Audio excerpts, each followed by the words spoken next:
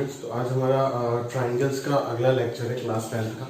और उस लेक्चर में अपन कवर करेंगे कि जितने भी रिमेनिंग थ्योरी पोर्शन है हमारा। बेसिकली लास्ट क्लास में हमने थेल्स थ्योरम और उसका कन्वर्स तक स्टडी किए थे और उसके रिलेटेड कुछ क्वेश्चंस किए थे एनसीईआरटी से।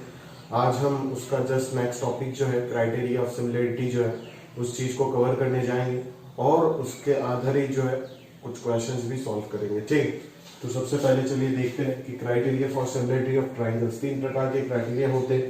आपने जैसे कॉन्ग्रुएंसी में स्टडी किए थे ना कि 5 क्राइटेरिया होते हैं कॉन्ग्रुएंसी के। ठीक है, क्या क्या था? SSS था, SAS था, है ना, ASA था, फिर AAS था और RHS था, है ना। तो इसी प्रकार से सिमिलरिटी में भी 3 प्रकार के क्राइटेरिया होते हैं। एक होता है एंगल एंगल एंगल सिमिलरिटी, एक होता है साइड साइड साइड और एक साइड एंगल साइड। ठीक है, तो इन तीनों क्राइटेरिया के आधारित हम सिमिलरिटी के जितने भी क्वेश्चंस आते हैं हमारे पास उन सारी चीजों को अपन सॉल्व करते हैं। ठीक है, तो चलिए शुरू करते हैं। सबसे पहला क्राइटेरिया जो है theorem number 1 AAA similarity criteria. तो चलिए देखते हैं सबसे पहला चीज एंगल एंगल एंगल सिमिलरिटी क्या होता है। आप जानते हो उस दिन मैंने आपको अच्छे से सिमिलर पॉलीगन बताया था कि सिमिलर पॉलीगन में सारे कॉरेस्पॉन्डिंग एंगल्स इक्वल होने चाहिए और कॉरेस्पॉन्डिंग साइड्स प्रोपोर्शनल होने चाहिए, तभी जाकर के 2 पॉलीगन को हम सिमिलर बोल सकते हैं। बट ट्राइंगल के केस में ऐसा नहीं होता है। ट्राइंगल के केस में उन दोनों में से किसी भी एक कंडीशन को सेटिस्फाई होने से ही हम उस दोनों ट्राइंगल को सिमिलर बोल सकते हैं। उसका प्रूफ आपको यहाँ पे मिलेगा। जैसे हम बोल रहे हैं कि अगर दो ट्राइंगल में एंगल्स, अगर दो ट्राइंगल बेसिकली इक्वी एंगुलर अगर होता है, यानी कि सारे के सारे कॉरेस्पॉन्डिंग एंगल्स अगर इक्वल हो जाते हैं, तब वो दोनों ट्राइंगल सिमिलर होगा ही होगा। ठीक है, मतलब one of the condition is sufficient. समझ में आ रहा है ना? उन दोनों में से सिर्फ एक कंडीशन ट्रू होने से ही दोनों ट्राइंगल सिमिलर हो जाएगा, जबकि दूसरे पॉलीगन्स के केस में ये चीज ट्रू नहीं है। दूसरे पॉलीगन्स के केस में दोनों चीज होना पड़ेगा, तभी जाकर के उसको हम सिमिलर बोल सकते हैं। समझ में आ रहा है ना? तो चलिए देखते हैं किस प्रकार से तीनों एंगल कॉरेस्पॉन्डिंग एंगल्स इक्वल होने से सिमिलर बोल सकते हैं। तो सबसे पहले आप सोचो ना कि 2 ट्राइंगल आपने कंसीडर किए। अभी आपको ये पता है कि दोनों ट्राइंगल में कॉरेस्पॉन्डिंग एंगल्स जो है वो इक्वल है। ठीक है, तो अपने को जो प्रूफ करना है वो क्या प्रूफ करना है कि दोनों ट्राइंगल सिमिलर है। तो ऑब्वियस चीज है कि दोनों ट्राइंगल अगर सिमिलर प्रूफ करना है तो उसका जो रिमेनिंग कंडीशन बचा कुचा रह जाता है उसी को हम प्रूफ करेंगे, ऑब्वियसली, है ना। उसी को प्रूफ करेंगे और उसी के माध्यम से ये प्रूफ करने की कोशिश करेंगे कि दोनों ट्राइंगल जो है वो सिमिलर है। और रिमेनिंग कंडीशन जो बचता है वो क्या बचता है कि साइड जो होगा वो प्रोपोर्शनल होगा। तो यहाँ पे देखो टू प्रूव क्या होगा कि ये दोनों, पहले तो गिवन कंडीशन ये है हमारे पास कि दोनों ट्राइंगल इक्वल एंगुलर, तो कॉरेस्पॉन्डिंग एंगल्स जो होगा वो सारे के सारे क्या हो जाएंगे, इक्वल हो जाएंगे। समझ में आ रहा है ना? अभी इन दोनों को सिमिलर प्रूव करने के लिए कॉरेस्पॉन्डिंग साइड्स जो है वो प्रोपोर्शनल दिखाना पड़ेगा।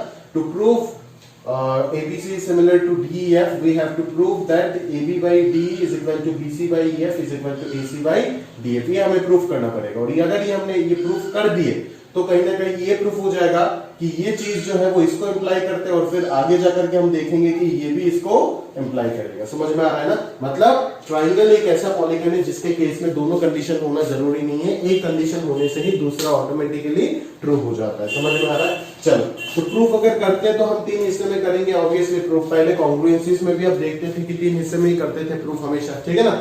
एक बार हम साइड लाइन को इक्वल मानते थे, एक उससे छोटा मानते थे और एक उससे बड़ा मानते थे, क्योंकि तीनों ही पॉसिबिलिटी है।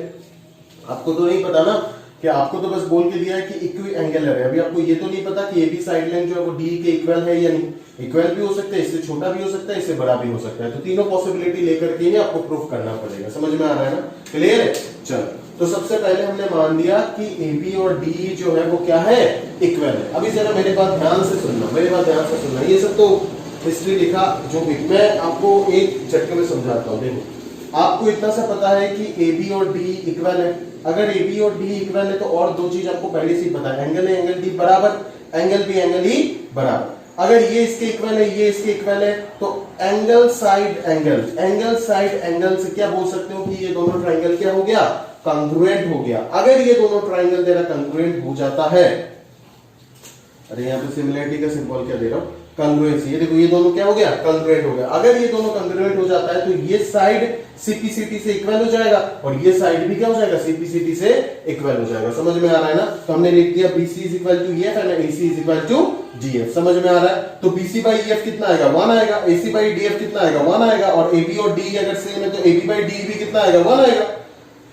तो अगर तीनों रेशियो 1 के इक्वल है तो तीनों रेशियो को ही मैं क्या बोल सकता हूं, इक्वल बोल सकता हूं। मतलब कि हमारा ये प्रूफ हो गया कि साइड्स जो है वो क्या है, प्रोपोर्शनल है। और उसी के साथ साथ हमने ये लिख दिया कि ट्राइंगल एबीसी जो है वो डीईएफ के साथ क्या है, सिमिलर है। समझ में आ रहा है ना। तो कुछ इस प्रकार से आप पहला कंडीशन जो है उसके आधारित सिमिलरिटी को प्रूफ कर सकते हो। बड़ा सिंपल सा चीज है, बस कॉन्फ्रेंसी जो उसको आपको क्लियर रखना है, वो इसी चीज को क्या करना है, अप्लाई करना है डायरेक्टली। चीजें जो है वो पूरा पूरा समझ आ जाएगा। ठीक है, आगे देखते हैं। चलो आगे हम ये मान रहे हैं कि AB जो है केस 2 में हमने क्या माना, केस 2 में हमने ये माना कि आपका AB लेंथ जो है वो DE से क्या है, छोटा है। AB लेंथ जो है वो DE से क्या है, छोटा मान रखा है हमने। फिर थर्ड केस में मानेंगे, बड़ा मानेंगे। ठीक है, AB अगर DE से छोटा है, ठीक है, तो आप एक चीज समझ जाओ ना कि मैं DE के ऊपर E से थोड़ा सा ऊपर एक P पॉइंट ले लेता हूं।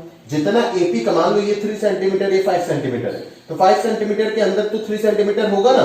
तो P एक ऐसा पॉइंट मैंने DE के ऊपर ले लिया और Q भी एक ऐसा पॉइंट मैंने DF के ऊपर ले लिया, such that AB is equal to DP and AC is equal to DQ। समझ में आ रहा है। तो कुछ इस प्रकार से हमने काम किया कि AB और DP बराबर है और AC और DQ बराबर है। उस चीज को सोच के हमने दो पॉइंट P और Q कंसीडर किया on the sides DE and DF। समझ में आ रहा है, क्लियर। चलो अभी जरा ध्यान से देखना। अभी अपने को क्या पता चल गया, पता चल गया कि ये इसके बराबर सर, ये भी इसके बराबर, और ये तो पहले से ही पता था कि एंगल ए और angle D similar equal, because triangle तो इक्वल एंगुलर बोल के दिया ना। समझ में आ रहा है। तो अभी आपको क्या पता चल गया, एस से क्या पता चल गया कि ये दोनों ट्राइंगल क्या हो गया, कॉन्ग्रुएंट हो गया। अगर ये दोनों ट्राइंगल कॉन्ग्रुएंट हो जाता है तो बोल क्या होगा कि सीपीसीडी से बोल सकते हो ना, ये एंगल इसके इक्वल हो जाएगा और ये एंगल इसके इक्वल हो जाएगा। समझ में आ रहा है ना। अगर ये एंगल इसके इक्वल हो जाता है और ये एंगल इसके इक्वल हो जाता है तो बात बन जाएगा। बोलो क्या होगा कि अगर ये एंगल इसके इक्वल है और पहले से आपको इक्वी एंगुलर से पता था कि ये एंगल इसके इक्वल है, मतलब क्या, मतलब ये दोनों एंगल क्या हो गया, इक्वल हो गया। समझ में आ रहा है ना। सिमिलरली ये एंगल इसके इक्वल है और पहले से पता था कि ये एंगल इसके इक्वल है, मतलब ये दोनों एंगल भी क्या हो गया, बराबर हो गया। तो ये दोनों अगर कोरिस्पॉन्डिंग एंगल की तरह ट्रीट करूं तो मेरे को अल्टीमेटली क्या मिल गया कि ये नलायक लाइन जो है वो EF के क्या हो जाएगा, पैरेलल हो जाएगा। ये PQ जो होगा वो क्या हो जाएगा, EF के पैरेलल हो जाएगा। समझ में आ रहा है ना। और अगर PQ EF के पैरेलल हो गया तो लास्ट लेक्चर में आपको बहुत कुछ पढ़ा दिया उसके आधारित। समझ में आ रहा है ना। क्या पढ़ा दी थी आपको ये पढ़ा दिया गया था कि अगर PQ जो है वो EF के अगर पैरेलल हो जाता है तो थेल्स थ्योरम जो है वो एप्लीकेबल होगा और बहुत सारे कंडीशंस आपको यहां पे दे देगा। वो क्या दे सकता है, वो dp by d is equal to dq by qf दे देता है। बट +1 अगर मैं कर देता हूं तो यहां से एक और रिलेशन मिल जाएगा कि dp by d is equal to dq by df। तो ये देखो dp by d is equal to dq by df, basically ये थेल्स थ्योरम का जो ऑलरेडी है उसी को मैं यूज कर रहा हूं। समझ में आ रहा है ना। dp by d is equal to dq by df। अभी आपने कंस्ट्रक्शन में ही ये मान के रखे थे कि dp और ab इक्वल है और dq और ac इक्वल है, तो dp के जगह पे ab लिख दो, dq के जगह पे ac लिख दो, तो आपको क्या मिल गया, ab by d is equal to ac by df। समझ में आ रहा है। सिमिलरली आप इस साइड में है ना, इन दोनों साइड में दो P और Q पॉइंट लेकर के अगर लाइन ज्वाइन करते हो तो कहीं ना कहीं आप ये भी प्रूफ कर दोगे कि AB by D is equal to BC by EF। But वो प्रूफ करने का जरूरत नहीं है, डायरेक्टली सिमिलरली लिख सकते हो, we can prove that AB by D is equal to BC by EF। और इन दोनों इक्वेशन से अपने को क्या मिल गया कि AB by D जो है वो BC by EF के इक्वल होगा और साथों साथ वो AC by DF के भी इक्वल हो जाएगा। अगर ये कंडीशन आपको मिल गया तो कहीं ना कहीं आपको ये पता चल गया कि ट्राइंगल्स जो है वो क्या है, ट्राइंगल्स में करस्पॉन्डिंग साइड्स जो है वो भी प्रोपोर्शनल हो गया। और अगर करस्पॉन्डिंग साइड्स जो है वो अगर प्रोपोर्शनल हो जाता है तो दोनों ट्राइंगल्स को अपन क्या बोल सकते हैं, सिमिलर बोल सकते हैं। समझ में आ रहा है ना। तो ये हो गया आपका सिमिलरिटी का प्रूफ फॉर सेकंड केस। ठीक है। और अभी आप उम्मीद ही मत करो कि थर्ड केस मैं आपको करके दूंगा, इतना अच्छे से सब कुछ लिख करके दिया। अभी थर्ड केस आपको बनाने क्या करना है, सिंपल सा चीज है, AB D से बड़ा मानोगे। अगर AB D से बड़ा हो जाता है बोलो तो D तो AB से छोटा है ना, तो D को एक्सटेंड करोगे तभी तो ये AB के इक्वल होगा। जैसे पहले इसको ऊपर माने थे अभी आगे मानना पड़ेगा, इसलिए मैंने डॉटेड लगाया। समझ में आ रहा है ना। तो आप लिखोगे कि considering any two points P and Q on extended DE and extended DF such that DP is equal to AB and DQ is equal to AC। फिर आपका वही रामायण है ना, वही रामायण बोले तो क्या सर कि ABC ट्राइंगल और DPQ ट्राइंगल अगर ले लेंगे ले लेते हो तो AB और DP इक्वल मिल जाएगा, AC और DQ इक्वल मिल जाएगा, ये दोनों एंगल इक्वल मिल जाएगा, ट्राइंगल कॉन्ग्रुएंट हो जाएगा। अगर ट्राइंगल कॉन्ग्रुएंट हो गया तो ये एंगल इसके इक्वल हो जाएगा, और पहले से पता था ये एंगल इसके इक्वल, तो ये इक्वल हो गया, ये इक्वल हो गया, मतलब ये इसके पैरेलल हो गया। फिर थेल्स थ्योरम लगा दीजिएगा, एक झटके में आपका आंसर आ जाएगा। बोले तो ये जो केस है वो पूरा केस 2 का एग्जैक्टली सिमिलर है, तो उसमें मैं क्या करूं और क्या लिख के दूं, ठीक है। अगर इतना सा चीज प्यार से और दिल से आप समझते हो तो केस नंबर 3 जो है वो आसानी से आप एक झटके में खुद से लिख देंगे, कोई इश्यू नहीं है। समझ में आ रहा है ना? तो उम्मीद करता हूं इसका प्रूफ जो है वो बहुत ही बढ़िया से आपको समझ में आया। याद रखना पड़ेगा, एग्जाम पॉइंट ऑफ व्यू से काफी इंपॉर्टेंट है। समझ में आ रहा है? याद रखना मतलब समझ के प्रैक्टिस करोगे 2 बार तो अपना ग्रिप में आ जाएगा, ठीक है। बट जो कंडीशन है, जो मेन चीज है वो आपको बहुत ज्यादा इंपॉर्टेंट है, वो सबसे इंपॉर्टेंट है, क्योंकि क्वेश्चन में वही चीज ज्यादा से ज्यादा अप्लाई होगा, और ये टेक्निक्स जो है वो आपको सीखना है कि डिफिकल्ट ज्योमेट्री को प्रूव करने में काम आएगा। समझ में आ रहा है? बट मुद्दे का चीज ये स्टेटमेंट है और इसका प्रूफ जो है वो भी इंपॉर्टेंट है। दोनों को हम इग्नोर नहीं कर सकते, किसी को भी इग्नोर नहीं कर सकते। ये जो इंपॉर्टेंट है साथों साथ ये भी बहुत इंपॉर्टेंट है। अगर ये समझ नहीं आता है तो वो फील ही नहीं आता है। समझ में आ रहा है ना? क्लियर है? तो इसको आप जब कॉपी में नोट करेंगे तो इस चीज को आप खुद से प्रॉपर्ली करके नोट कीजिएगा। ऐसा नहीं कि मैंने छोड़ दिया तो आप भी छोड़ रहे, अगर छोड़ देंगे ना तो बहुत बुरा होगा आपके साथ, याद रखिएगा, ठीक है। चलिए, है ना? तो प्रॉपर्ली नोट्स बना लीजिएगा। नोट्स नहीं बनाते तो ये सब आप वीडियो से कभी रिवाइज नहीं कर सकते, आप भी जानते हैं, आप भी फंसेंगे बाद में, मेरा कुछ नहीं, ठीक है। चलो, तो इसी के साथ साथ थ्योरम नंबर 1 जो ए सिमिलरिटी था वो हमारा खत्म हुआ।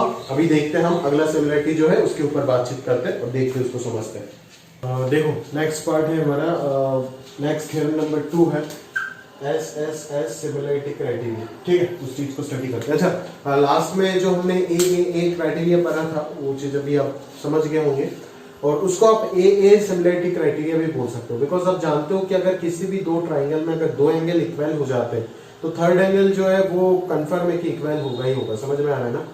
तो आप इसको प्रूव भी कर सकते हो बहुत आसानी से, because sum of the 3 angles 180 होता है, मतलब angle A plus angle B plus angle C is equal to angle D plus angle E plus angle F. अभी अगर कोई भी 2 एंगल इक्वल होता है तो वो कैंसिल आउट हो जाएगा, तो अल्टीमेटली जो थर्ड एंगल होगा वो इक्वल हो जाएगा। तो ए सिमिलरिटी जो है उसी का एक सब केस हो जाएगा, उसी का कोलरी बोल सकते हो आप ए सिमिलरिटी, ठीक है। तो चलिए देखते हैं एस सिमिलरिटी क्या बोलता है। जस्ट पहले वाले जो सिमिलरिटी था उसका उल्टा होगा, है ना? कि क्या बोला जाएगा कि if the corresponding sides of the two triangles are proportional then they are similar। मतलब corresponding sides अगर proportional हो जाते हैं मतलब ट्राइंगल सिमिलर होंगे। corresponding sides अगर proportional है तभी ये इंप्लाई करेगा कि corresponding angles भी क्या हो जाएंगे, इक्वल हो जाएगा, है ना? तो वही चीज हमने लिख दिया सबसे पहले। तो यहाँ पे एक कंस्ट्रक्शन किया, बोले क्या यहाँ पे अलग अलग केसेस कुछ नहीं बनाए कि ए बी डी से छोटा है बड़ा है, डायरेक्टली हमने मान लिया कि पी और क्यू कोई भी पॉइंट एक ले लेते, किसी भी एक केस को प्रूव कर दी such that A B is equal to D P and A C is equal to D Q, और पी क्यू को ज्वाइन कर दिया, ठीक है। तो अभी देखो आपको यहाँ पे दिया हुआ था कि A B by D is equal to A C by D F, दिया हुआ था ये चीज। अभी ए बी का वैल्यू डी पी के इक्वल है आपने मान के रखे, और ए सी का वैल्यू डी क्यू के इक्वल है, तो मतलब आया कि आपके पास कि dp by D is equal to dq by df आ गया। समझ में आ रहा है ना? और अगर dp by D is equal to dq by df हो जाता है तो by converse of Thales theorem आप बोल सकते हो pq is equal to ef होगा। मतलब dp बाई डी और dq बाई df अगर इक्वल है तो -1 करके आप क्या कर सकते हो, dp by p is equal to dq by qf आप प्रूव कर सकते हो। वही है कन्वर्स ऑफ थेल्स थ्योरम, उससे आपको क्या मिल जाएगा, pq is parallel to ef। अगर PQ पैरेलल टू EF हो गया तो ये एंगल इसके इक्वल हो गया और ये एंगल इसके इक्वल हो गया, कॉरस्पॉन्डिंग एंगल, ठीक है। समझ में आ रहा है ना कि ये दोनों एंगल इक्वल हो गए और ये दोनों एंगल इक्वल हो गए। समझ में आ रहा है? अभी आप क्लियरली इन दोनों ट्राइंगल को जरा ध्यान से देखो, ये छोटा वाला ट्राइंगल और ये बड़ा वाला ट्राइंगल, इन दोनों को अगर ध्यान से देखोगे तो आपको समझ आएगा कि ये एंगल इसके इक्वल है, ये एंगल इसके इक्वल है और ये थर्ड एंगल तो इक्वल है ही। तो भाई ए सिमिलरिटी आप क्या बोल सकते हो कि ये दोनों ट्राइंगल जो होगा वो क्या हो जाएगा, सिमिलर हो जाएगा। समझ में आ रहा है ना? अगर ये दोनों ट्राइंगल सिमिलर होते तो होगा क्या, dp by D is equal to dq by df, because अगर सिमिलर है तो साइड्स प्रोपोर्शनल होगा ना। तो dp by D is equal to dq by df is equal to pq by ef। उनमें से हमने बस पहला 2 पार्ट को लिया कि dp by D is equal to pq by ef। अभी dp का वैल्यू अपने को क्या पता है, ab पता है, तो dp का वैल्यू रख दिया हमने ab। तो ab बाई डी जो होगा वो किसके इक्वल आ गया, pq बाई ef के इक्वल आ गया।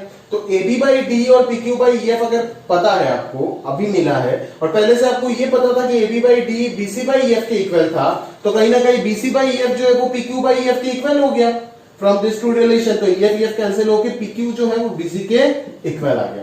अभी अगर आप इन दोनों ट्राइंगल को कंसीडर करते हो तो आपको पहले से तो पता था कि ये दोनों साइड जो है वो इक्वल है, अभी थर्ड साइड जो है वो भी इक्वल मिल गया, मतलब बाय SSS कॉन्ग्रुएंसी क्राइटेरिया बोल सकते हो ये दोनों ट्राइंगल कॉन्ग्रुएंट हो गया। और अगर ये दोनों ट्राइंगल कॉन्ग्रुएंट हो गया तो ये क्लियर है कि ये दोनों ट्राइंगल सिमिलर भी होगा, बिकॉज कॉन्ग्रुएंसी सिमिलरिटी को इंप्लाई करता है, सिमिलरिटी कॉन्ग्रुएंसी को इंप्लाई नहीं करता है। लास्ट क्लास में हमने अच्छे से देखे थे, कोई भी दो कॉन्ग्रुएंट फिगर हमेशा सिमिलर होगा, बट कोई भी दो सिमिलर फिगर हमेशा कॉन्ग्रुएंट होगा ऐसा कोई जरूरी नहीं है। तो यहां से आपको ये मिल गया। तो फ्रॉम 1 and 2 आपको क्या मिल जाता है कि triangle ABC is similar to DPQ and triangle DPQ is similar to DEF। तो हमें क्या मिला अल्टीमेटली कि triangle ABC is similar to triangle DEF। कुछ इसी प्रकार से आप SSS सिमिलरिटी जो है उसको प्रूफ कर सकते हो। और इसी के साथ साथ हमने ये समझे कि अगर किसी भी दो ट्राइंगल में अगर सारे कोरिस्पोंडिंग एंगल्स इक्वल होते तो भी ट्राइंगल सिमिलर बनेगा, अगर कोरिस्पोंडिंग ट्राइंगल के अलावा साइड्स भी अगर सिर्फ प्रोपोर्शनल होते तो भी ट्राइंगल जो हो वो क्या होगा सिमिलर बनेगा बाय SSS सिमिलरिटी क्राइटेरिया। समझ में आ रहा है ना? इसीलिए लास्ट क्लास में हमने बोले थे कि दो ट्राइंगल को सिमिलर होने के लिए दोनों कंडीशन होना जरूरी नहीं है, दोनों में से कोई भी एक कंडीशन ट्रू होने से दूसरा ऑटोमेटिकली इंप्लाई हो जाता है। और बोला था मैंने कि नेक्स्ट लेक्चर में प्रूफ करूंगा, यही है इसका प्रूफ। समझ में आ रहा है? तो अभी चलिए देख लेते हैं कि लास्ट सिमिलरिटी क्राइटेरिया जो SAS वो क्या स्टेट करता है। ठीक है, हाँ तो चलिए देख लेते हैं हमारा अगला पार्ट SAS सिमिलरिटी क्राइटेरिया। तो उसमें क्या बोल रहा है? उसमें बेसिकली बोल रहा है if any two triangles, one pair of corresponding sides are proportional and the included angle are equal, then the two triangles are similar। मतलब क्या SAS नाम से आप समझ रहे हो कि दो corresponding side और included angle आएगा। समझ में आ रहा है ना? मतलब अगर दो corresponding side proportional होता है, that is AB by D is equal to AC by DF होता है, और उन दोनों साइड का जो इंक्लूडेड एंगल है वो अगर इक्वल होता है, इन दोनों ये दोनों साइड अगर प्रोपोर्शनल है ना, उसके साथ एंगल B या फिर एंगल C को लेने से नहीं होगा, इंक्लूडेड एंगल होना पड़ेगा। इस चीज को आप समझते हो, जैसे आपका कॉन्ग्रुएंसी में होता था ना SAS इंक्लूडेड एंगल या फिर ASA इंक्लूडेड साइड। समझ में आ रहा है ना? तो उस प्रकार का चीज है। ठीक है, तब ये दोनों ट्राइंगल जो है वो सिमिलर होगा बोल सकते हो। तो वही चीज प्रूफ करने के लिए हमने कोई भी दो पॉइंट ले लिया, उन तीनों केस में से कोई भी एक केस को ले रहे, वही सफिशिएंट है प्रूफ करना। ठीक है ना? तो अभी आपको क्या पता है यहाँ से डायरेक्टली अगर मैं ध्यान से देखूं, ठीक है ना, तो आपको ये पता है कि AB जो है वो आप P और Q इस प्रकार से लिए such that AB is equal to DP and AC is equal to DQ। तो ये इसके इक्वल है, ये इसके इक्वल है, और ये इंक्लूडेड एंगल इक्वल है। तो ये दोनों ट्राइंगल को आप कॉन्ग्रुएंट बोल सकते हो। ठीक है, अगर ये दोनों ट्राइंगल कॉन्ग्रुएंट है तो दोनों के दोनों सिमिलर भी होगा। ठीक बात है? चलो अभी सेकंड कंडीशन पे चलते हैं कि एक पेयर ऑफ कोरिस्पोंडिंग साइड इक्वल भी दे रखा है। देखो AB by D is equal to AC by DF दे रखा है। अगर AB by D और AC by DF इक्वल है, ठीक बात है, तो AB की जगह पे DP लिख सकते हो और AC की जगह पे DQ लिख सकते हो। तो DP by D is equal to DQ by DF हो गया। तो by converse of Thales theorem आप क्या बोल सकते हो? PQ और EF जो होगा वो क्या हो जाएगा? पैरेलल हो जाएगा। अगर ये दोनों पैरेलल है तो ये दोनों एंगल इक्वल होगा, ये दोनों एंगल इक्वल होगा। अगर ये दोनों एंगल इक्वल है तो थर्ड एंगल भी इक्वल होगा। समझ में आ रहा है ना? वो तो कॉमन है। बेसिकली आपको क्या मिल गया? बाय AAA सिमिलरिटी मिल गया, ये दोनों ट्राइंगल जो है वो सिमिलर भी है। तो पहले आपको मिला था कि ये दोनों ट्राइंगल कॉन्ग्रुएंट है, मतलब सिमिलर है। फिर आपको मिल गया ये दोनों सिमिलर है, मतलब क्या हो गया? ABC और DEF जो है वो क्या हो गया? सिमिलर हो गया। बड़ा सिंपल सा प्रूफ है, सेम है आपको तीनों के तीनों। एक अगर समझ में आ जाता है तो बाकी दोनों अपना आप आ जाएगा। ठीक है, और यहाँ पे अंत में एक रिजल्ट भी मिलता है, जैसे ये खुद से ही सोच सकते हो, ऐसा कुछ नहीं है, बट मैं बोल के दे रहा हूं बिकॉज अगर कभी क्वेश्चन में चेंजेस कर देता है, पैरामीटर वर्ड इंट्रोड्यूस कर देता है, तब आप कंफ्यूज हो जाओगे ना। बेसिकली देखो, अगर ये दोनों ट्राइंगल सिमिलर है तो आप यहां तक तो सभी को पता होता है। ठीक है, बट आपको ये रेशियो में पढ़ाया गया था, याद है एक चीज, A by B is equal to C by D is equal to E by F अगर होता है तो इसी चीज को मैं A plus C plus E numerator का समेशन और इसी चीज को B plus D plus F लिख सकता हूं। समझ आ रहा है नहीं आ रहा मेरी बात? क्लियर है ना? तो इस प्रकार से अगर लिख सकता हूं तो इधर भी मैं क्या लिख सकता हूं? AB plus BC plus AC, और इधर क्या लिख सकता हूं? DE plus DF plus DF। तो ये हो गया पेरीमीटर ऑफ ABC, ये हो गया पेरीमीटर ऑफ DEF। मतलब अगर दो ट्राइंगल सिमिलर है तो कॉरेस्पॉन्डिंग एंगल्स भी इक्वल होगा। ये और कॉरेस्पॉन्डिंग साइड्स भी प्रोपोर्शनल होगा, उसके साथ साथ पेरीमीटर ऑफ दोनों ट्राइंगल का जो रेशियो है वो भी इक्वल हो जाएगा।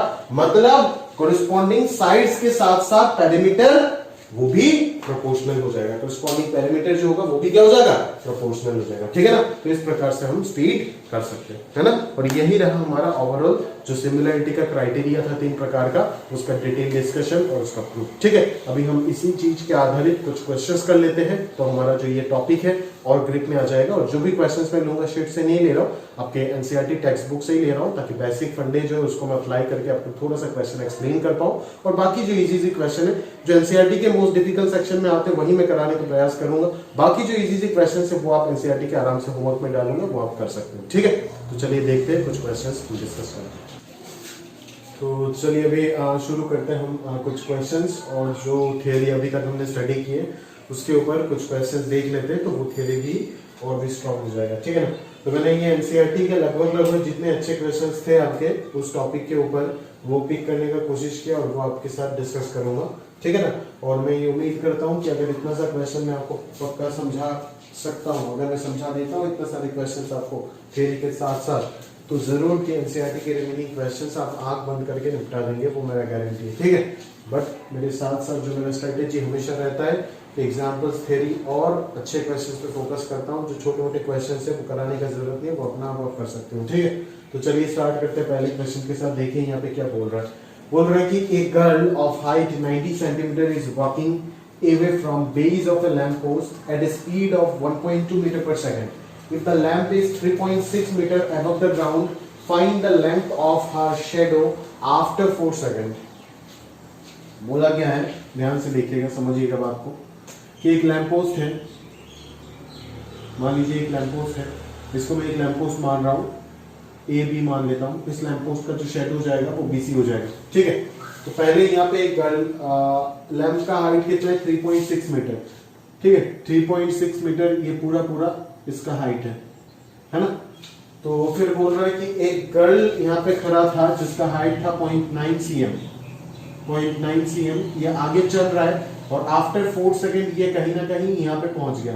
आफ्टर 4 सेकेंड ये कहीं यहाँ तक पहुंच गया, हम कंसीडर कर लेते हैं। ठीक है, तो उसका जो शेडो हो जाएगा वो इतना सा हिस्सा, सीडी वाला हिस्सा हो जाएगा। ठीक है, तो ये जो शेडो होगा वो अगर आप प्रॉपर्ली ड्रॉ करने का प्रयास करें तो इस प्रकार से होगा कुछ। ठीक है ना, तो इसको अगर मैं कुछ नाम दे देता हूं तो ये डी बोल देते और ये ई बोल देते। ठीक है ना, तो आप क्या बोलोगे, सबसे पहले ए बी को आप क्या लिख सकते हो, है ना, लैंप पोस्ट बोल सकते हो। डी को क्या बोल सकते हो कि D represents the height of the girl after 4 second. समझ में आ रहा है ना, बेसिकली हाइट में तो कोई चेंजेस नहीं आएगा 4 सेकेंड के बाद, but position of the girl बोल सकते हो आफ्टर 4 सेकेंड। ठीक है, मुद्दे का चीज है, यहाँ पे बोला है कि वो जब स्टार्ट किया लैंप पोस्ट का बॉटम पॉइंट से, जब स्टार्ट किया चलना, तो वो कितने स्पीड से भाग रहा है, 1.2 मीटर पर सेकंड से जा रहा है। वो यहाँ से कितने स्पीड से जा रहा है, 1.2 मीटर पर सेकंड से जा रहा है, और कितने देर के लिए चला वो, t is equal to 4 second के लिए चला। ठीक है, तो 4 सेकंड बाद उसका वो जहां पे भी होगा उस शैडो का हाइट निकालना है आपको। समझ में आ रहा है, क्लियर है। तो सबसे पहले ये ज्योमेट्री जो है उसको पहले समझिए। ठीक है, उसके बाद अपना क्वेश्चन को कर पाएंगे। ठीक है ना, पहले तो देखिए ये लैंप पोस्ट इसके ऊपर परपेंडिकुलर बन रहा है, तो ये भी परपेंडिकुलर बन रहा है। ठीक है, और ये एक कॉमन एंगल है ना। मैं उतना अच्छे से लिख नहीं रहा हूं, बुक का ही एनसीईआरटी का एग्जांपल है ना, एक्सप्लेन करने का प्रयास कर रहा हूं, ध्यान से देखिएगा। समझ में आ रहा है, कंसेप्ट को समझिए, लिखना विखना आराम से हो जाएगा, वो आप बुक से भी देख सकते हैं, कोई इशू नहीं है। ठीक है, तो इस पॉइंट से वो 1.2 मीटर पर सेकंड से जा रहा है, 4 सेकंड के लिए चलता है। और अगर मैं इस पूरा ज्योमेट्री में देखूं, जो मैंने इसको पढ़ के इंटरप्रेट किया है यहाँ पे, तो यहाँ पे मेरे को 2 ट्राइंगल दिख रहा है, एक ट्राइंगल एबीसी और दूसरा ट्राइंगल डीईएफ।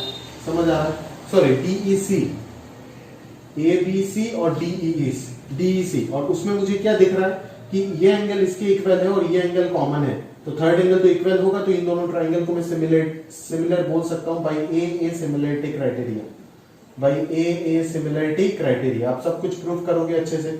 ठीक है, मैं बस लिख रहा हूं ऐसे, है ना। तो अगर ये दोनों ट्राइंगल सिमिलर होते हैं तो मैं क्या बोल सकता हूं कि A B divided by D, corresponding side का रेशियो इक्वल होगा ना।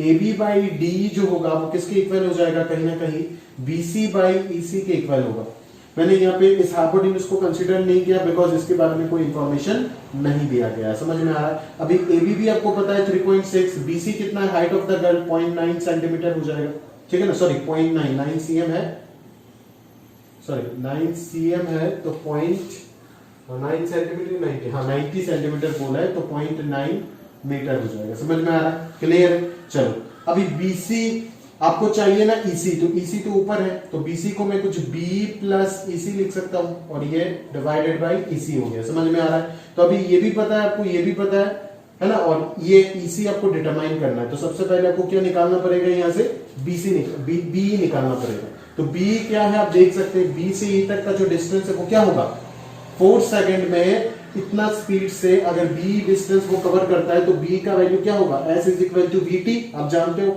ये वेलोसिटी है, सॉरी ये स्पीड है और ये टाइम है, तो ये 1.2 इंटू 4, तो इस चीज को मैं क्या बोलूंगा 4.8 मीटर उसने कवर कर रखा है इन 4 सेकंड। समझ में आ रहा है। तो ये ए बी बाई डी क्या हो जाएगा आपका 3.6 divided by 0.9 is equal to 4.8 plus EC divided by EC. और यहां से कहीं ना कहीं आप सॉल्व करके ईसी जो है वो डिटरमाइन कर सकते हो। समझ आ रहा है ना। तो कुछ इस प्रकार से आप पूरा क्वेश्चन जो है उसको सॉल्व कर सकते हो और वो जो ईसी आएगा वही हो जाएगा आपका 4 सेकंड बाद गर्ल जहां पे भी होगा उसका शेडो का लेंथ। समझ में आ रहा है, ये इस ईसी रिप्रेजेंट करेगा, ठीक है। तो कुछ इस प्रकार से ये क्वेश्चन को आप सॉल्व कर सकते हो।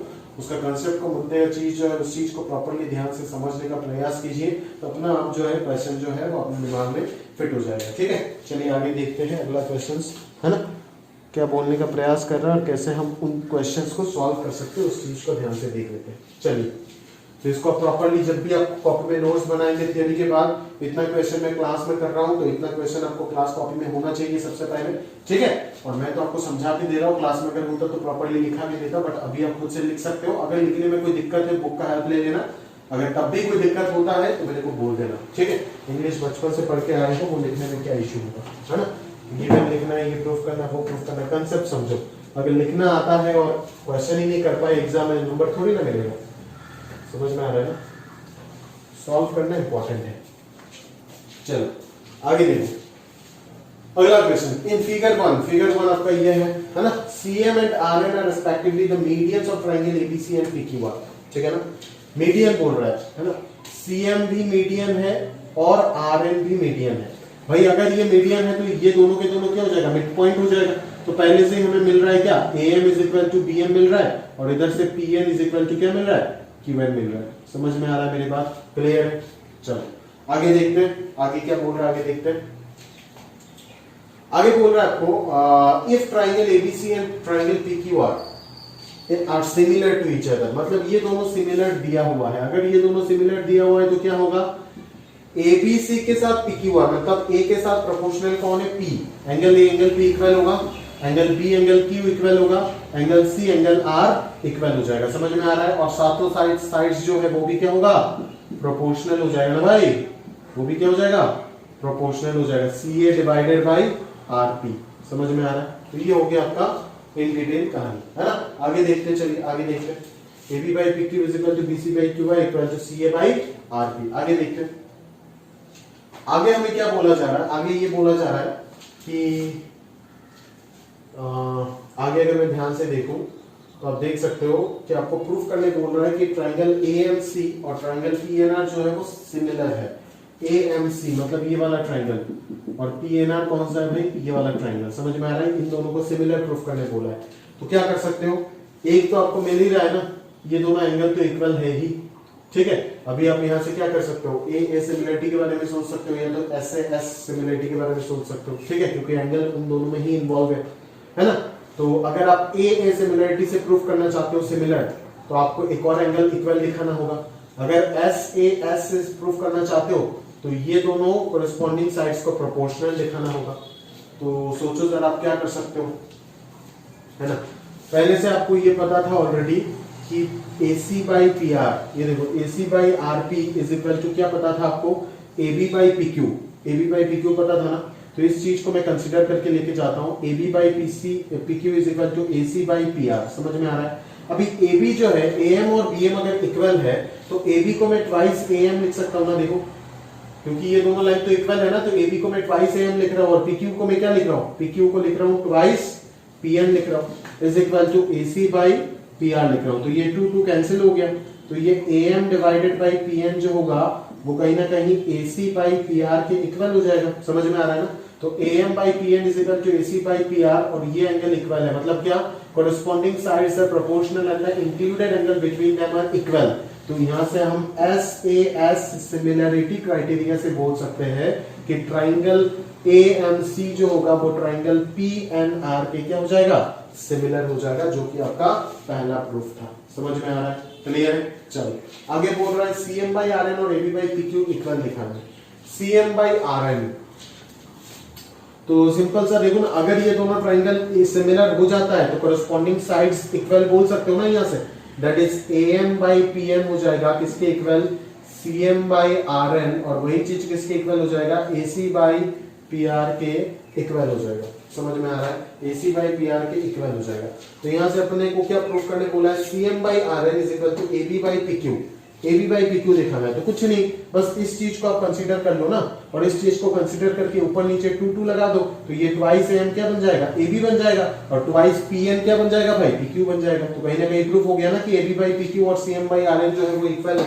सिंपल फंडा है, ठीक है। आप आराम से बस वही 3 सिमिलरिटी में क्वेश्चन, उसी के इर्द गिर्द क्वेश्चन घूमता रहेगा इधर उधर, ठीक है। एकदम फ्लैट सिंपल कहानी है, ठीक है ना, ज्यादा कोई दिक्कत वाला चीज है ही, ठीक है। आगे सोचते चलिए, ट्राइंगल CMB, ट्राइंगल CMB किधर दिख रहा है भाई, CMB जो है वो प्रूफ करना है किसके साथ सिमिलर, RNQ। तो आपने अगर ये प्रूफ कर दी, मेरा बात मानो, आप अगर ये प्रूफ कर दिए कि CM by RN is equal to AB by PQ, CM by RN is equal to AB by PQ, ठीक है। तो कहीं ना कहीं आप, हाँ देखो, CM बाई RN अगर AB बाई PQ के इक्वल है तो AB को मैं लिख सकता हूं ना ट्वाइस BM, और इसको मैं लिख सकता हूं ट्वाइस QM, तो 2 कैंसिल हो जाएगा, तो ये दोनों चीज इक्वल हो जाएगा। CM बाई RN और BM बाई QM तो इक्वल हो गया।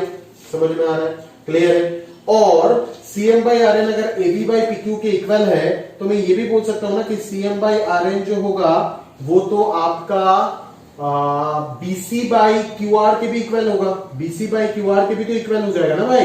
क्यों बोले सर, क्यों ऐसे बोल रहे हो, बिकॉज देखना AB बाई PQ जो है वो तो BC बाई QR के इक्वल है ना, बिकॉज ये दोनों ट्राइंगल तो सिमिलर पहले से बोल के दिया क्वेश्चन में। तो अल्टीमेटली आपको ये रेशियो और ये रेशियो, ये तीनों रेशियो इक्वल मिल गया। अगर ये तीनों रेशियो इक्वल मिल गया तो आप आसानी से बोल सकते हो ये दोनों ट्राइंगल जो होगा वो क्या होगा, सिमिलर होगा बाई SSS सिमिलरिटी क्राइटेरिया। समझ में आ रहा है ना? तो वही चीज करना है आपको, एक सिमिलरिटी का क्राइटेरिया को यूज करके दूसरे पे जाना है, दूसरे को यूज करके तीसरे में जाना है। मैं बार बार बोल रहा हूं, अगर आप AAA, SSS और SAS का स्टेटमेंट को अच्छे से समझे हो तो उसी का इर्द गिर्द जो क्वेश्चन घूमता रहेगा और सारे क्वेश्चन पानी जैसे आप बना दोगे। कुछ भी नहीं है, एकदम फ्लैट ज्योमेट्री है सब। समझ में आ रहा है? एकदम इजी टाइप की ज्योमेट्री, कुछ भी नहीं है, आराम से आप कर सकते हो, एकदम इजी है। समझ आ रहा है? देखिए ये दोनों क्वेश्चन आसानी से निपट गया, ठीक है। तो इसको प्रॉपर्ली बट लिखने का जो कंस्ट्रक्ट करोगे तो इस प्रकार से अगर करोगे तो ना एग्जामिनर आपको 0 नहीं उल्टा नेगेटिव नंबर दे देगा। बट ये तो राफ में जब प्रैक्टिस करोगे आप, तो प्रैक्टिस करने के लिए इस प्रकार से कर सकते हो, समय बचाने के लिए, ताकि अच्छे लेवल के क्वेश्चंस पे ज्यादा ध्यान दे सको और रटाफिकेशन कम करके अपना नॉलेज पे इंप्रूवमेंट ला सको। समझ में आ रहा है ना? तो वो प्रैक्टिस के टाइम सही है, बट एटलीस्ट एक बार जो है बोर्ड्स में कैसे पेपर में आंसर जो लिखोगे उसका तैयारी कर लेना चाहिए। तो अभी मैं सजेस्ट करूंगा कि अभी जब आप वीडियो को देख करके आंसर शीट में अपना क्लास नोट्स में जब क्वेश्चन को जब सॉल्यूशन को जब लिखोगे तो वीडियो को समझ करके आप पहले तो खुद से ट्राई करोगे। अगर समझ नहीं आता है तो सॉल्यूशन देखोगे, सॉल्यूशन देख के आप पूरा सॉल्यूशन को खुद से करने का प्रयास कीजिए, आराम से हो जाएगा, ठीक है ना। उल्लू जैसा काम मत कीजिएगा, अदरवाइज आप सीख नहीं पाएंगे, ठीक है। आप अभी क्लास 10th में मैच्योर हो गए, ठीक है। अभी अगर आप खुद के साथ इस प्रकार की चीजें करेंगे तो मेरा और उसमें बोलने का कुछ भी नहीं है, ठीक है। चलो, नोट्स बनाने के लिए नहीं बोल रहा हूँ, नोट्स बनाने के साथ साथ पूरा टॉपिक दिमाग में फिट हो जाना चाहिए। समझ में आ रहा है ना? इसी प्रकार से नोट्स बनना चाहिए ताकि समय बर्बाद ना हो और वही समय काम में लगना चाहिए। समझ में आ रहा है ना? ठीक है।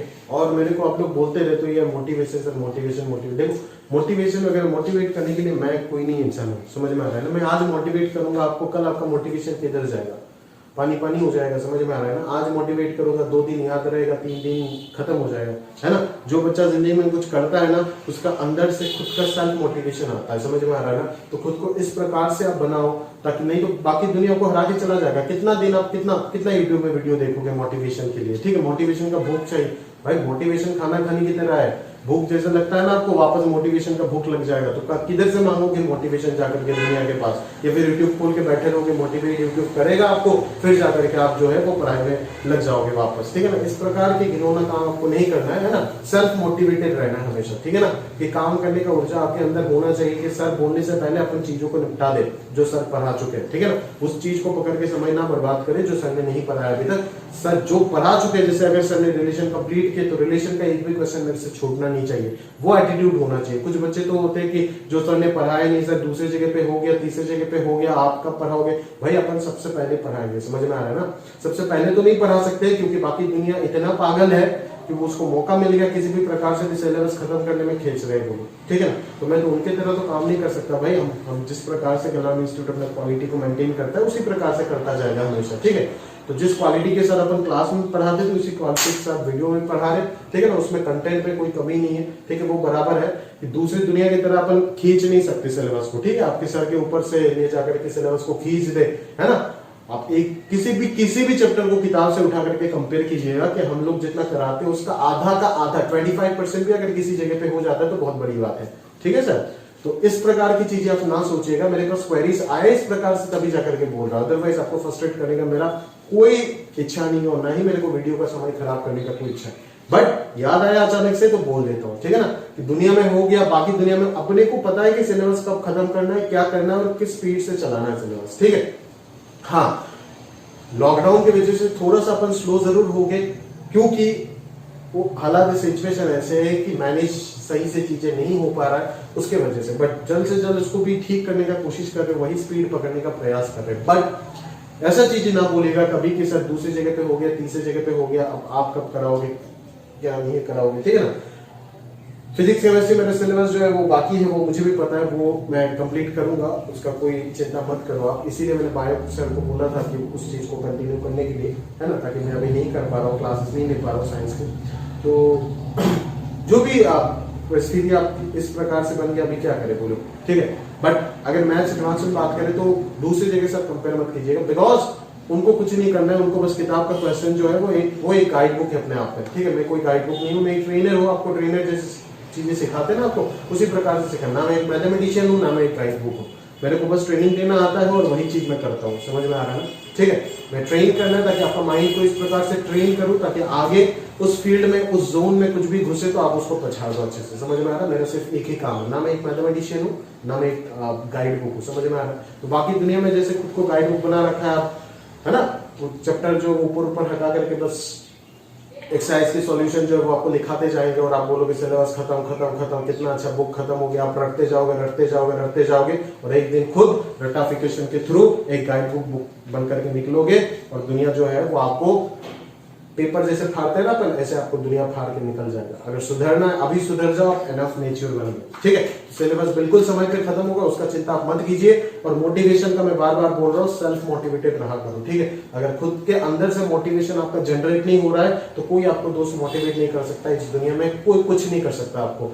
अगर आपके खुद के अंदर मोटिवेशन नहीं है तो आप कुछ नहीं कर पाओगे इस दुनिया में, समझ में आ रहा है ना। ये दुनिया बहुत खतरा चीज है, ठीक है। अभी बहुत डिफिकल्ट होते जा रहे हैं। मैं आपको डिमोटिवेट नहीं कर रहा हूँ, फैक्ट बता रहा हूँ, हकीकत बता रहा हूँ, ठीक है। दिन ब दिन और बिगड़ता जाएगा हालात, ठीक है। तो अगर यहाँ पे सर्वाइव करना है तो आपको सेल्फ मोटिवेटेड रहना पड़ेगा, ठीक है। नहीं बाकी बच्चे जो है वो आपको टाटा बाय बाय करके आपको साइड में करके चले जाएगा। आपका जो सीट है वो दूसरा कोई खींच के लेके चला जाएगा, ताकि जबकि ये सच है कि आपका जो पोटेंशियल है वो उससे काफी ज्यादा हो सकता है, बट उसमें अपने मेहनत की बदौलत आप जो है आपको साइड कर देगा, ठीक है ना। और दुनिया जो है वो आपको पहचानेगा नहीं, जबकि आपके पास मोटिवेशन पूरा था आपके पास पोटेंशियल पूरा था उस चीज को अचीव करने का, उससे भी ज्यादा पोटेंशियल था, बट आप उसको कंप्लीट नहीं कर पाओगे। क्यों?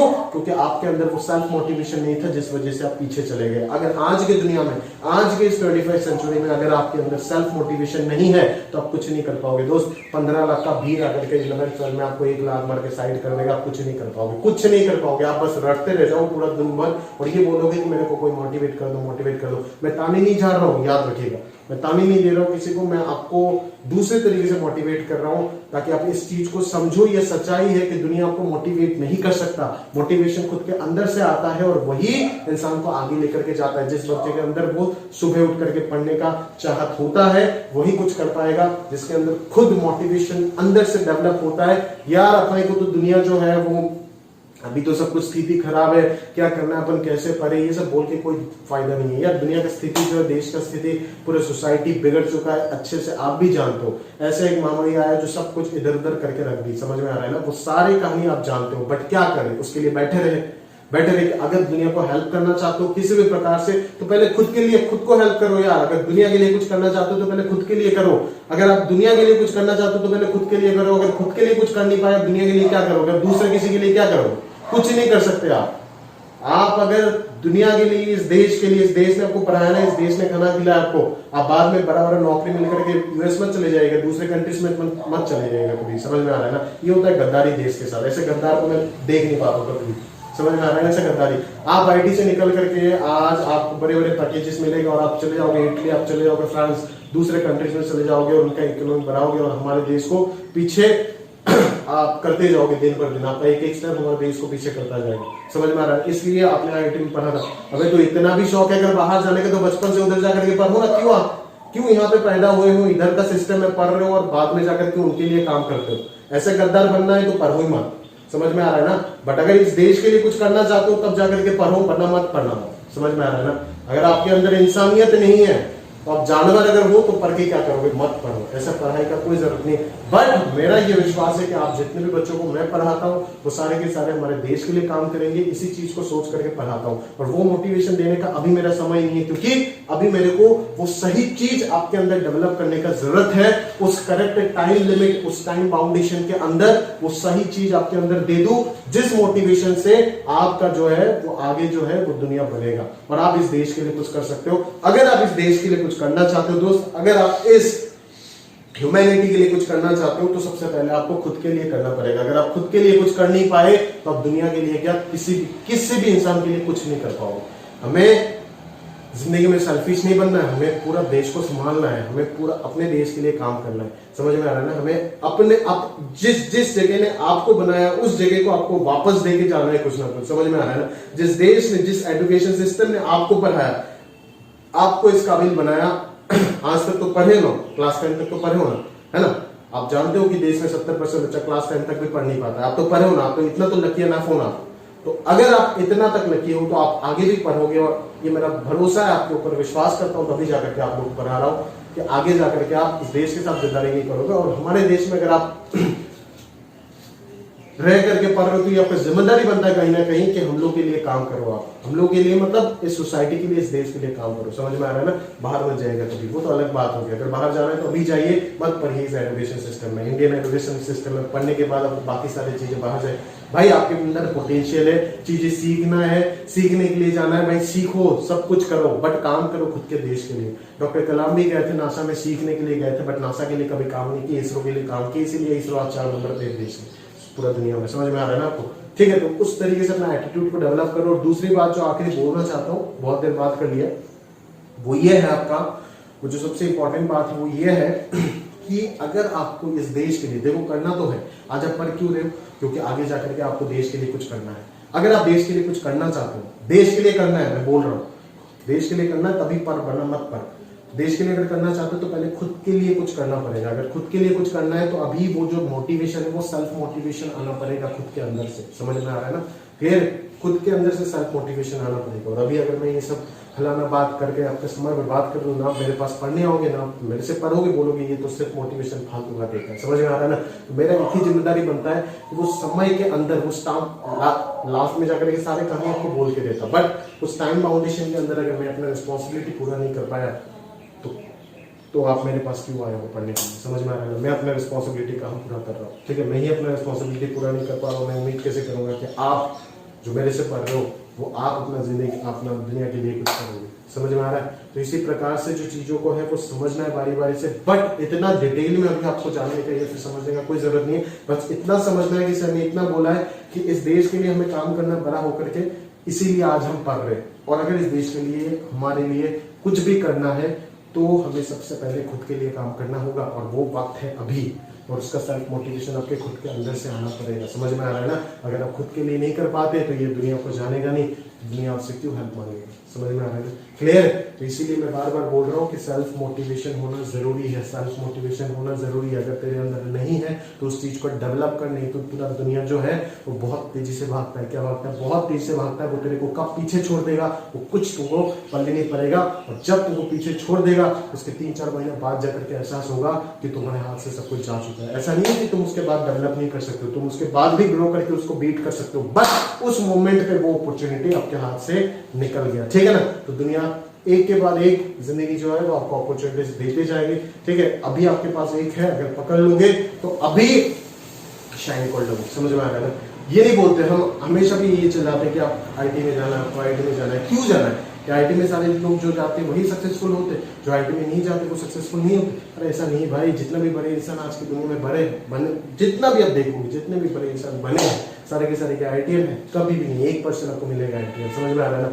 बट क्यों आपको बोला जा रहा है कि आप आईटी में जाओ? बिकॉज आप अगर आईटी में जाते हो तो आपके लिए अपॉर्चुनिटीज जो है वो सबसे ज्यादा खुलेगा। समझ में आ रहा है? वो इंसान जो आईटी में ना जाकर के कुछ किया, वो अपने जिंदगी में बाद में जाकर के इतना मेहनत किया, वो एक आईटीएन को भी बीट कर दिया। समझ में आ रहा है ना? बट आपको इसीलिए बोला जा रहा है कि आप उधर जाओ क्योंकि आपके अंदर जो अपॉर्चुनिटीज है वो सबसे ज्यादा उधर जाकर के मिलेगा। ठीक है? सबसे ज्यादा अपॉर्चुनिटीज इंटेल इंडिया का दुनिया का सबसे बड़ा कंपनी। ठीक है?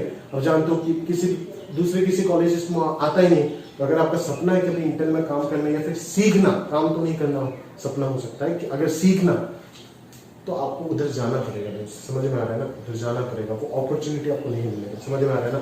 एक नॉन आईटीएन जो बंदा है ना, वो अगर अपनी जिंदगी में कुछ करता है ना, समझ में आ रहा है, वो अगर जिंदगी में कुछ करता है तो वो उसका बाद में जहां पे उसका फेलियर है ना, उसके बाद से वो बहुत ज्यादा मेहनत करता है कंपेयर टू दैट पर्सन। ठीक है?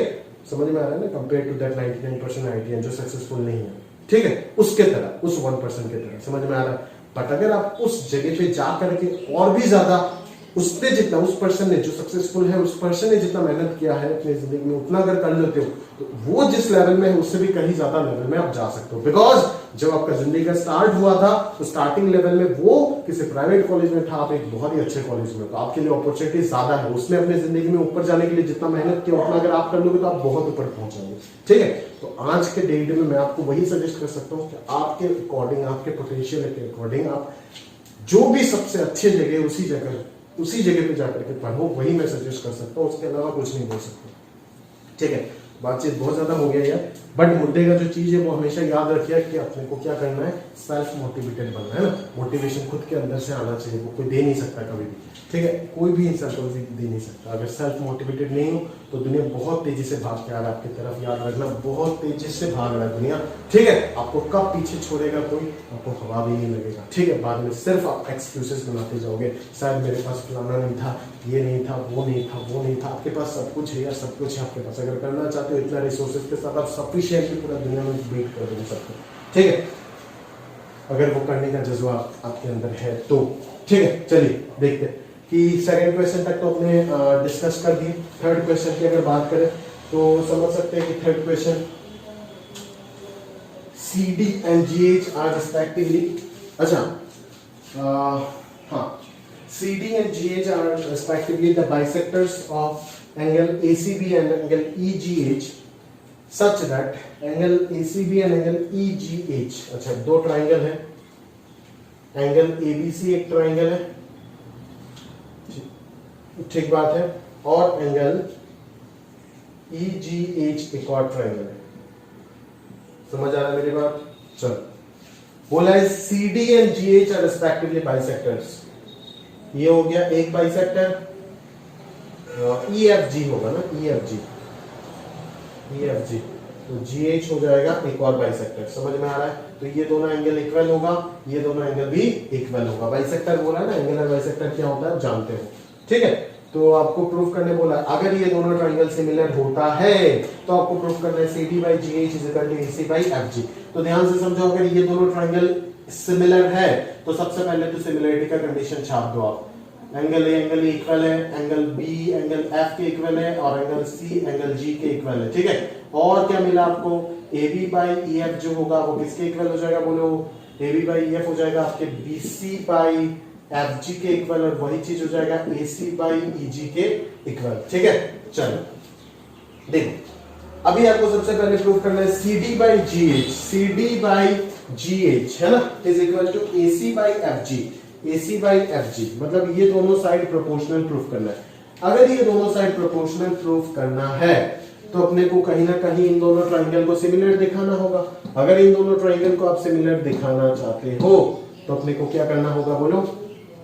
ये देखो, ये दोनों एंगल इक्वल है ना, आपको मिला ना एंगल C = एंगल G, दोनों को हाफ से मल्टीप्लाई कर दो तो angle half of angle C क्या हो जाएगा, ये वाला एंगल ACD हो जाएगा, और हाफ ऑफ एंगल G को मैं ये लिख सकता हूं ना EGH, एंगल EGH।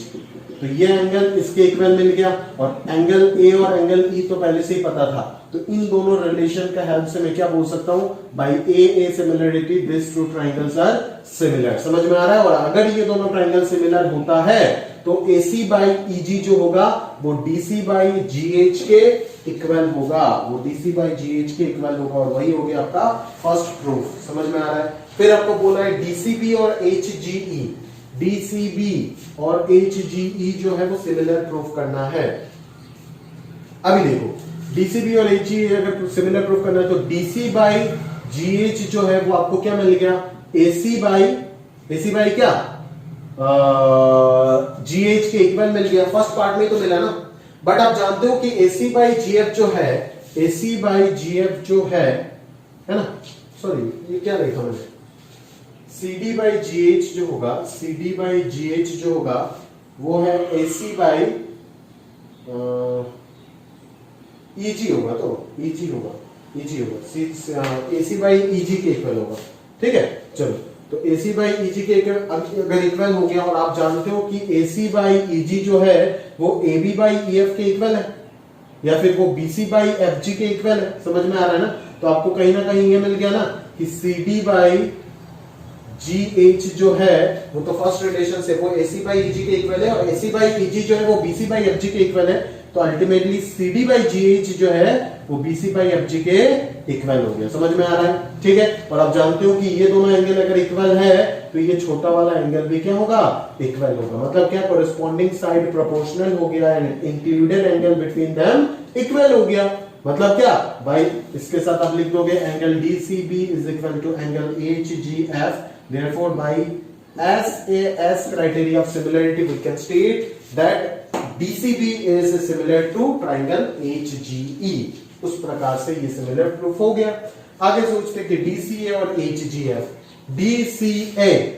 HGF वो तो पहले ही हमने प्रूफ कर दिया कि वो दोनों के दोनों सिमिलर है। वो सिमिलर प्रूफ करने के बाद ही तो हमने ये फर्स्ट रिलेशन प्रूफ किया ना, तो कहीं ना कहीं ये तीनों के तीनों रिलेशन जो है वो अल्टीमेटली प्रूफ हो चुका है। समझ में आ रहा है? चलिए, लास्ट क्वेश्चन कहाँ है, थर्ड तक हुआ ना, फोर्थ क्वेश्चन देखते हैं। चलिए, fourth question, sides AB and BC and median AD of A triangle ABC, median AD of A triangle ABC। Median वाला क्वेश्चन तो अभी क्या करो, हाँ, respectively proportional two sides PQ and QR and median PM of triangle PQR, show that triangle ABC is similar to triangle PQR. Sides AB and BC and median AD of a triangle ABC are respectively proportional to sides PQ, QR and median PM। मतलब क्या, मतलब AB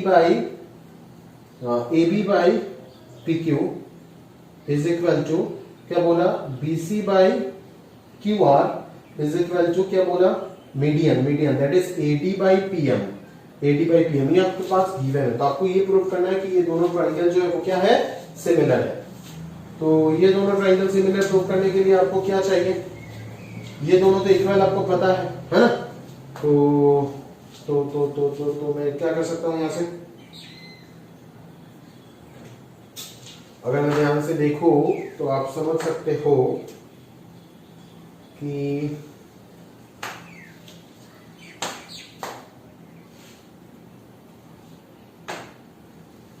क्या करें भाई, A B by P Q जो है वो किसके इक्वल है, B C by Q R के इक्वल है ना। A B by P Q जो है वो B C by Q R के इक्वल है।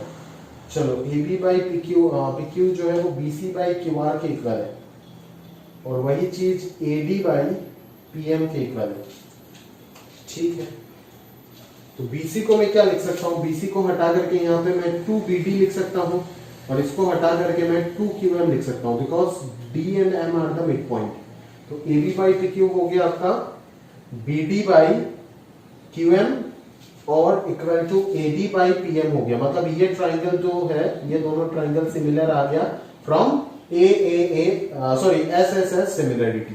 ठीक है, ये दोनों ट्राइंगल को मैंने सिमिलर प्रूफ कर दिया। ठीक है, ये दोनों ट्राइंगल अगर सिमिलर प्रूफ हो गया तो ठीक है, कोई बात नहीं, है ना। तो हमारे पास अगर ये दोनों ट्राइंगल सिमिलर हो गया तो हमारे पास एक रिजल्ट मिल गया। सोचो आप जरा, क्या रिजल्ट मिल गया। उसके बाद आप देयरफॉर देकर के लिख सकते हो ना कि एंगल्स जो होगा वो इक्वल होगा।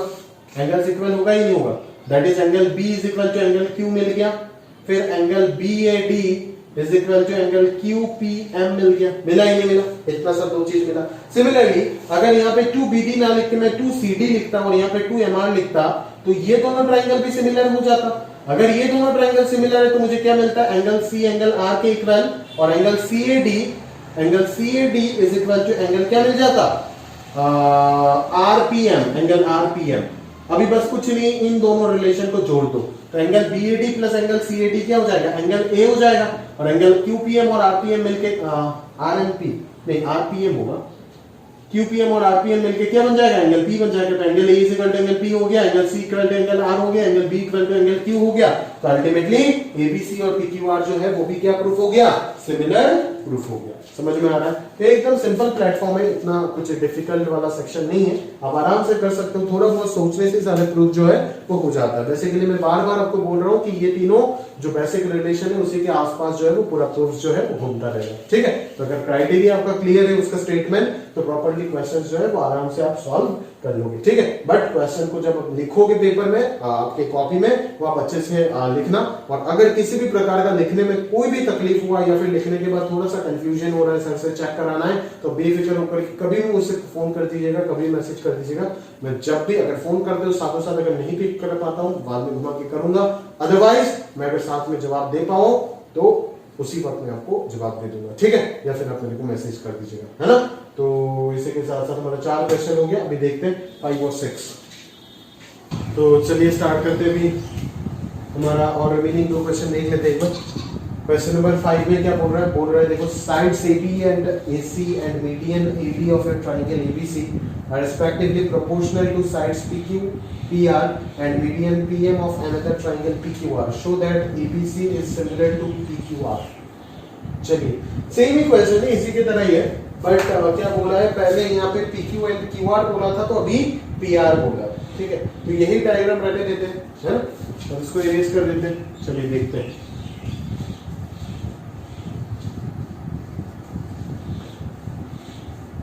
तो यहाँ पे बोला है आपको AB जो है वो PQ, AB PQ और AC बोला है इस बार, AC PR, है ना, और मीडियन। मतलब गिवन जो है वो क्या गिवन है कि AB by PQ is equal to AC by क्या PR इज इक्वल टू क्या AD बाई PM। ये गिवन है, तो आपको ये प्रूफ करना है कि दोनों ट्राइंगल सिमिलर है। तो दोनों ट्राइंगल अगर सिमिलर, पहले तो ये गिवन था तो हमने एंगल प्रूफ कर दिया, आराम से हो गया। अभी अगर पहले हमने पहले के बार अगर मैं एंगल बी और एंगल क्यू को इक्वल दिखा देता तो भी डायरेक्टली हो जाता, है ना। सेकंड वाला तो करने का जरूरत ही नहीं था शायद, हाँ सेकंड वाला करने का जरूरत ही नहीं था। मैंने पहले वाले पे सेकंड ट्राइंगल जो है वो सिमिलरली वो आपको करने का जरूरत ही नहीं था, डायरेक्ट फालतू में आप किए। बिकॉज इन दोनों ट्राइंगल से देखो ना, इन दोनों ट्राइंगल से AB by PQ is equal to BC by QR तो गिवन था, और हमें मिल गया था कि एंगल B और एंगल Q इक्वल, बिकॉज ये दोनों ट्राइंगल सिमिलर प्रूफ करने के बाद ये दोनों एंगल इक्वल हो जाएगा। तो दो कोरिस्पोंडिंग साइड और इंक्लूडेड एंगल मिल गया था ना, तो SAS से डायरेक्टली यहीं से बोल सकता था कि ये दोनों ट्राइंगल सिमिलर है। सेकंड पार्ट जो किया ना वो करने का जरूरत ही नहीं था। चलो खैर इस क्वेश्चन में सोचते हैं। तो यहाँ पे क्या था, AB by PQ is equal to AC by PR equal है ना। और अभी आपको इसको सिमिलर प्रूफ करना चाहते हो अगर सेम SAS से, तो आपको क्या करना होगा, एंगल A और एंगल P को इक्वल दिखाना होगा। तो एंगल A और एंगल PQ को आप एंगल P को कैसे इक्वल दिखाओगे? अच्छा ये तो वो वाला क्वेश्चन हो गया है ना। अच्छा बुक का जो समझ में, चलो ये बुक का ही जो एक्सरसाइज है। चलो यहाँ पे आपको थोड़ा बहुत कंस्ट्रक्शन करना पड़ जाएगा, ठीक है। कैसे करोगे मैं आपको बताता हूँ, है ना। एकदम सिंपल है, सोचना सिंपल है, कोई इश्यू नहीं है, मैं आपको दिखाता हूँ। चलो समझ गए, ये वो वाला क्वेश्चन हो गया। ये क्वेश्चन में बच्चों का आखिरी तक डाउट रह ही जाता है ना, लास्ट में भी मेरे को डाउट पूछते रहते हैं इसके बारे में, सर ये समझ नहीं आया, ये समझ नहीं आया। बोलो क्यों? क्योंकि वो चीजों को रिलेट करके नहीं पढ़ते, है ना। अगर इस क्वेश्चन को इसके साथ रिलेट करके पढ़ते तो कोई दिक्कत ही नहीं होता, आराम से कर सकते थे। बट उनको रटना पसंद है, इसीलिए उनको दिक्कत रह जाता है। सारे ज्योमेट्री एक तरीके से, ये तो कुछ अलग मिल गया तो रटना पड़ रहा है, दिक्कत हो रहा है रटने में, तो तकलीफ हो जाता है, इसीलिए डाउट आता है। तो क्यों डाउट आएगा, वो चीजें तो सिमिलर है। PQR, बस यहाँ पे एंगल A और एंगल P को इक्वल दिखाना है आपको। उसको करने के लिए आपको थोड़ा बहुत कंस्ट्रक्शन करना पड़ जाएगा। बेसिकली आप करोगे क्या, देखो मैं बताता हूँ आपको। आप AD जो है ना उसको उतना ही लेंथ एक्सटेंड कर दो, AD जो है उसको आप उतना ही लेंथ एक्सटेंड कर दो, मान लो E तक एक्सटेंड कर दो, ठीक है ना। Such that AD is equal to D, और PM जो है उसको भी इतना लेंथ एक्सटेंड कर दो, मान लो ये K है, such that PM is equal to MK। समझ में आ रहा है। और इन दोनों को आप ज्वाइन कर दो, इन दोनों को ज्वाइन कर दो तो हो गया क्या, ये क्वाड्रिलेटरल बन गया। बना नहीं बना? अभी देख, अभी सिंपल है, अभी सिंपल है। ये मिड पॉइंट है ना, क्योंकि ये मीडियन था तो ये मिड पॉइंट है, तो ये दोनों इक्वल होगा, और बाय कंस्ट्रक्शन ये दोनों इक्वल है। सिमिलरली इधर भी ये मिड पॉइंट है तो ये दोनों इक्वल होगा, और बाय कंस्ट्रक्शन AD और D इक्वल है। तो मतलब क्या है कि डायगोनल्स जो है वो बाइसेक्ट हो रहा है इस पॉइंट पे। अगर किसी क्वाड्रिलेटरल में डायगोनल्स बाइसेक्ट हो रहा है किसी पॉइंट पे, तो उन दोनों क्वाड्रिलेटरल का नाम क्या होता है, पैरेललोग्राम बोलते हैं ना। किस क्वाड्रिलेटरल में डायगोनल्स बाइसेक्ट ईच अदर होता है, पैरेललोग्राम में होता है। मतलब क्या हो गया, ABC और PQKR ये दोनों के दोनों क्वाड्रिलेटरल जो है वो क्या बन गया, पैरेललोग्राम बन गया। अगर ये पैरेललोग्राम बन जाता है तो ऑपोजिट साइड इक्वल होगा, तो AC को आप क्या बोल सकते हो, B बोल सकते हो। सिमिलरली आप AB को क्या बोल सकते हो, C बोल सकते हो। इधर से अगर मैं बात करूं तो PQ को मैं KR बोल सकता हूं, और PR को मैं QK बोल सकता हूं। समझ में आ रहा है, क्लियर है, पक्का। चलो अभी जैसे पहले हमने सेकंड वाला पार्ट किया था ना, वो कंसेप्ट यहाँ पे काम आ जाएगा। समझ में आ रहा है ना, पहले दोनों जगह पे करके सम किया था ना। अभी देखो सिंपल सी चीज डायरेक्टली आप देख सकते हो, ये ट्राइंगल पे और इस ट्राइंगल पे आप ध्यान से देखो, ध्यान से देखो इन दोनों ट्राइंगल पे आप क्या आपको दिख रहा है, यहां से आपको क्या दिख रहा है। एक चीज मैं आपको बताता हूं एक एक करके। चलो अगर मैं बोलूं तो मेरे पास पहले से AB by PQ, AB by PQ, अच्छा इन दोनों को पकड़ते, चलो इन दोनों को पकड़ते, तो हमारे पास क्या आएगा, AB by PQ जो है वो किसके इक्वल है, AD by PM के इक्वल है। समझ में आ रहा है, पक्का। चलो अभी AB का वैल्यू हो गया C के इक्वल, ठीक है, और PQ का वैल्यू हो गया KR के इक्वल। तो C by KR, देख C कहां पे हो गया, C by KR, CE by KR।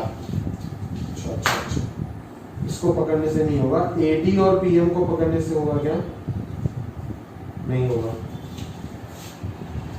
Problem हो जाएगा ना। AB by PQ को रहने देते हैं, AB by PQ AC, हाँ इसको ना पकड़ के ना आप मीडियन वाला रिलेशन छोड़ो, इन दोनों को ही कंसीडर करो, इन दोनों को। तो इन दोनों से हमको क्या मिल रहा है कि AB by PQ जो है ना वो क्या है, AC by PR के इक्वल है, और AC का वैल्यू किसके इक्वल हो गया, B के इक्वल हो गया, और PR के वैल्यू किसके इक्वल हो गया, Q के। तो क्या मिला कि AB by PQ is equal to B by QK, और एंगल B और एंगल Q तो पहले से इक्वल था ही नहीं था, पहले से इक्वल था ना, एंगल B और एंगल Q नहीं, ये तो पहले से इक्वल नहीं था। हाँ ये अगर पहले से इक्वल नहीं था तो आप ऐसे एस नहीं लगा सकते, बोले तो ये तो इक्वल हो गया।